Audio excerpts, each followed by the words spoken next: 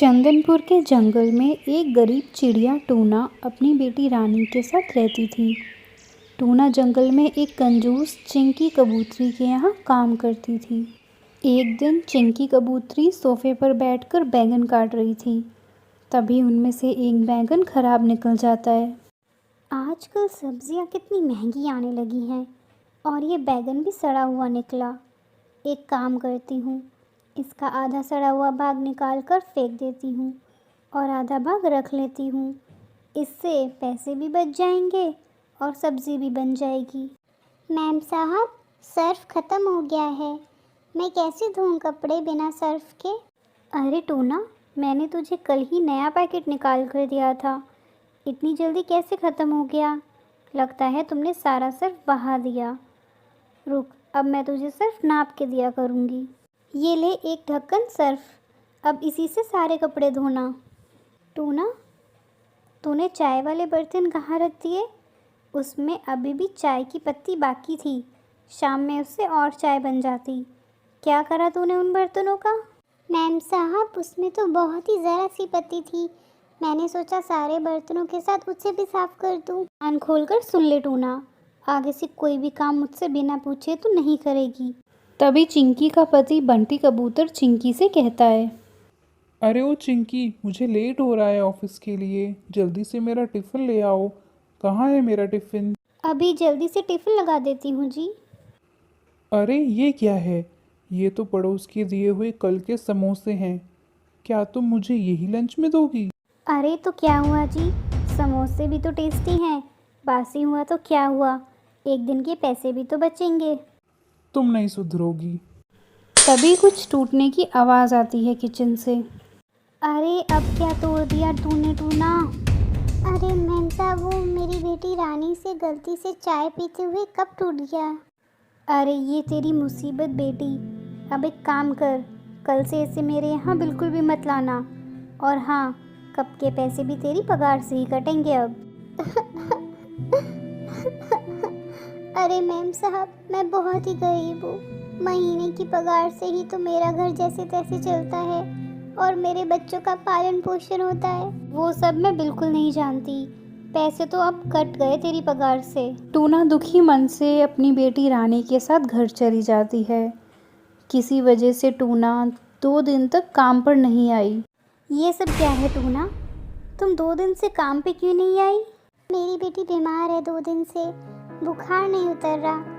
आज भी मैं काम पर नहीं आई हूँ, कुछ पैसे लेने आई हूँ। ज़रूरत पड़ गई है पैसों की। मैं तुझे 1 भी रुपया महीने से पहले एडवांस नहीं दूँगी। तुम गरीब लोगों के साथ यही प्रॉब्लम है। कुछ भी होता है भिखारियों की तरह मुंह उठाकर चले आते हैं पैसे मांगने। इतने में चिंकी की फ्रेंड बबली का फ़ोन आ जाता है और वो उससे बात करने लगती है। अरे बबली, क्या बताऊँ, आजकल की नौकरानियों के तो भाव भी बढ़ गए हैं। जब देखो मासूम सा मुँह बनाकर पैसे ऐंठने चले आते हैं। कभी बेटी बीमार तो कभी बेटा बीमार, कभी ये तो कभी वो। आज तो मैंने अपनी नौकरानी को ही काम से निकाल दिया। अच्छा, तेरी नज़र में कोई अच्छी नौकरानी होगी तो बताना। चल ठीक है, बाद में करती हूँ बात। जैसे ही चिंकी पीछे देखती है तो टूना वहीं खड़ी रो रही होती है। अरे टूना, तू अभी तक यहीं खड़ी है? तूने सुना नहीं क्या? मैंने तुझे काम से निकाल दिया है। नहीं नहीं मालकिन, मुझ जैसी गरीब के साथ ऐसा मत करो प्लीज़। मैं कहाँ जाऊँगी? इतनी जल्दी तो मुझे काम भी नहीं मिलेगा। मालकिन, अब से मैं एडवांस भी नहीं मांगूंगी कभी। अच्छा, चल मक्खन मत लगा। अब जाकर किचन में काम ख़त्म कर और जाते जाते ये नूडल्स लेती जाइयो। तेरी वो बेटी है ना रानी, वो खा लेगी। टूना जब काम से वापस लौट रही थी तो साथ में चिंकी के दिए हुए नूडल्स को भी साथ ले आती है। बेचारी टूना को नहीं पता था कि वो नूडल्स 3 हफ्ते बासी है। टूना अपनी मासूम सी बेटी को वो नूडल्स खिला देती है। नूडल्स खाते ही रानी उल्टियाँ करने लगती है। माँ, मेरे पेट में कुछ हो रहा है। मेरी तबीयत ठीक नहीं लग रही है माँ। अरे रानी मेरी बेटी, ये क्या हुआ तुझे? तू अचानक से उल्टियाँ कैसे करने लगी? चल, मैं तुझे अभी हॉस्पिटल ले चलती हूँ। टूना जल्दी से रानी को हॉस्पिटल ले जाती है। हॉस्पिटल ले जाने के बाद टूना को पता चलता है कि उसकी बेटी मर गई है। बहन जी, आई एम सॉरी। आपने उसे ऐसा क्या खिला दिया था? फूड पॉइजनिंग की वजह से उसकी मौत हुई है। डॉक्टर साहब, मैंने तो उसे बस नूडल्स खिलाए थे। अच्छी खासी मेरी बच्ची खुशी खुशी नूडल्स तो खाए थे उसने बस। डॉक्टर ने वो नूडल्स टेस्ट के लिए लैब में भेजे तो पता चला कि वो 3 हफ्ते पुराने थे। जैसे ही डॉक्टर ये बात टूना को बताता है, उसके पैरों के नीचे से ज़मीन खिसक जाती है। उस बेचारी को पता चलता है कि उसकी कंजूस मालकिन की वजह से ही उसकी बेटी की मौत हुई है। सुबह सुबह रानी अपनी माँ टूना और पापा के साथ नाश्ता कर रही थी। इसी बीच रानी ने एक्साइटेड होते हुए कहा, मम्मी पापा, हम इस सैटरडे आर्ट गैलरी जा रहे हैं। स्कूल टीचर ने कल ही हमें बताया। बहुत मजा आएगा। मैं तो काफी एक्साइटेड हूँ। अच्छी बात है रानी, ऐसी एक्स्ट्रा एक्टिविटीज में पार्ट लेना ही चाहिए। अच्छी बात है। Good good. लेकिन पापा, सैटरडे से पहले मेरा चश्मा आ जाएगा ना? मुझे अपना चश्मा पहनकर ही आर्ट गैलरी में जाना है। पहली बार जा रही हूँ तो चश्मा पहनकर ही जाऊंगी, वरना मैं ठीक से देख भी नहीं पाऊंगी कुछ। हाँ हाँ रानी बेटा, चश्मा जल्दी ही मिल जाएगा, लेकिन तुम मोबाइल पे ज़्यादा वक्त बिताना कम कर दो। मोबाइल की वजह से ही तुम्हें यह चश्मा लगा है। अरे मम्मी, चश्मा तो फैशन का ही हिस्सा है। मुझ पे चश्मा बहुत अच्छा लगेगा। लेकिन रानी बेटा, तुम चश्मिश हो जाओगी। फ्राइडे रात को पापा ने रानी को उसका नया नंबर वाला चश्मा दिया। रानी तो अपने चश्मे को देखकर बहुत ही ज़्यादा खुश हुई। उसने चश्मा पहनकर देखा और आईने के सामने खड़ी हो गई। टूना रानी के रूम में दूध रखने के लिए आई तो देखा रानी आईने के सामने खड़ी होकर काफ़ी देर तक खुद को देख रही है।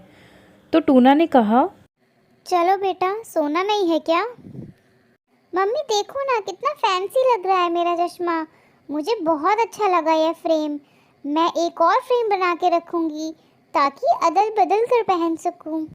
रानी की बात सुनकर टूना को हैरानी हुई कि रानी अपनी कमज़ोर नज़र को लेकर दुखी होने की बजाय नए चश्मे के फैशन के नाम पर खुश हो रही है। रानी को उस वक्त टूना ने कुछ नहीं बोला और रानी का दूध टेबल पे रखकर चली गई। अगले दिन सैटरडे को रानी अपने स्कूल फ्रेंड्स के साथ स्कूल बस में आर्ट गैलरी पहुंची। आर्ट गैलरी बहुत बड़ी थी। रानी और उसके दोस्त पहली बार आर्ट गैलरी में आए थे। हर जगह बड़ी बड़ी पेंटिंग और पुराने स्टैचूज़ रखे थे। जिस तरह आर्ट गैलरी में रखी पुरानी चीज़ों ने सभी बच्चों को अट्रैक्ट किया, उसी तरह रानी के फैंसी और चमकदार चश्मे ने भी सबका ध्यान अपनी ओर खींचा। सभी बच्चों ने चश्मे की बहुत तारीफ करी और बोले, वाओ रानी, कितना अच्छा चश्मा है तुम्हारा। कितना फैंसी है ये। सच में रानी, बहुत अच्छी दिख रही हो तुम इस चश्मे में। मैं भी अपनी मम्मी से बोलकर चश्मा बनाऊंगा और कहूंगा मेरी भी नज़र कमज़ोर हो गई है। सोनू केकड़ा की बात सुनकर सब जोर जोर से हंसने लगे। दूसरी तरफ टूना घर में रानी को लगे चश्मे के बारे में बैठकर सोच रही थी। टूना ने फ़ोन पे रानी की नानी से बात की तो उन्होंने बताया कि रानी अगर योगा करेगी तो उसकी नज़र फिर से ठीक हो सकती है। टूना को रानी की फ़िक्र होने लगी और उसने सोच लिया था कि आज वो रानी से साफ साफ बोल ही देगी कि वो ज़्यादा फ़ोन में गेम ना खेले और योगा करना शुरू कर दे। शाम को स्कूल से आने के बाद रानी ने रोज़ की तरह मम्मी का फ़ोन लिया और मोबाइल पे गेम खेलने लगी। टूना किचन में काम करते हुए बोली, रानी बेटा, मोबाइल चार्ज नहीं है। तो रानी मोबाइल चार्जिंग में लगाकर फिर से गेम खेलने लगी। टूना सब देख रही थी और उसने गुस्से में बोला, हद है रानी तुमसे। यही वजह है कि तुम्हें चश्मा लगा है। नानी ने भी डांटा है तुम्हें। तुम्हें योगा करना चाहिए, ना कि इस तरह से घंटों से मोबाइल में गेम खेलते रहना चाहिए। मम्मी, मेरे सभी दोस्तों को मेरा चश्मा अच्छा लगा और चश्मा तो हर किसी को लग ही जाता है। मुझे अच्छा लगता है चश्मा। रानी की बातों से टूना एक बार फिर हैरान हो गई। अगले दिन रानी अपनी मम्मी टूना के साथ बाज़ार सब्ज़ी खरीदने गई। रानी अपना चश्मा बिल्कुल नहीं भूली। बाज़ार में एक बूढ़ी मछली रास्ता क्रॉस कर रही थी और उसे देखकर समझ आ रहा था कि उस बूढ़ी मछली की नज़र काफ़ी कमज़ोर है और वो ठीक से चल नहीं पा रही थी। तभी रास्ते में चल रहे एक केकड़े ने उस मछली की हेल्प की और रास्ता क्रॉस कराया। टूना और रानी ने भी सब देखा। तो टूना रानी को समझाते हुए बोली, देखा रानी, नज़र कमज़ोर होने से कितनी परेशानियां होती है। वो बेचारी अपना रास्ता भी खुद क्रॉस नहीं कर पाई। टूना की बात से रानी एकदम से सहम गई। टूना और रानी बाजार से घर लौट आए। तभी रानी के घर उनका पड़ोसी बंटी ऑक्टोपस आया और रानी को देखकर बोला, टूना बहन, रानी को चश्मा कैसे लग गया? ये तो ठीक बात नहीं। बेटा, तुम्हें आगे चलकर बहुत तकलीफ होगी। तुम्हें हमेशा बस अपना चश्मा ढूंढते ही रहना पड़ेगा और लोग भी तुम्हें चश्मिश बोलेंगे। धीरे धीरे रानी को एहसास होने लगा कि वो कितना गलत सोच रही थी। तो उसने कहा, हाँ ऑक्टोपस अंकल, आगे चलकर तो मैं ठीक से रोड भी क्रॉस नहीं कर पाऊंगी। टूना समझ गई कि उनकी बात का असर रानी पे होने लगा। और नहीं तो क्या, स्कूल से आते ही बस मोबाइल में गेम खेलती रहती है और नज़र कमज़ोर हो गई है। नहीं मम्मी, मोबाइल में बिल्कुल भी गेम नहीं खेलूंगी। अब मुझे चश्मा हमेशा के लिए निकालना है। मैं अपनी नज़र फिर से तेज़ करना चाहती हूँ। कल ही मैं अपनी योगा टीचर से नज़र तेज़ करने की एक्सरसाइज पूछ लूँगी। अब मैं रेगुलर योगा करूँगी और ज़रूर अपनी नज़र तेज़ करूँगी। अगले दिन रानी अपने योगा टीचर से एक्सरसाइज पूछ लेती है और रोज़ करने लगती है। कुछ ही महीनों में रानी के चश्मे का नंबर कम हो गया और रानी ने मम्मी को प्रॉमिस किया कि वो अब से ज़्यादा मोबाइल यूज़ नहीं करे।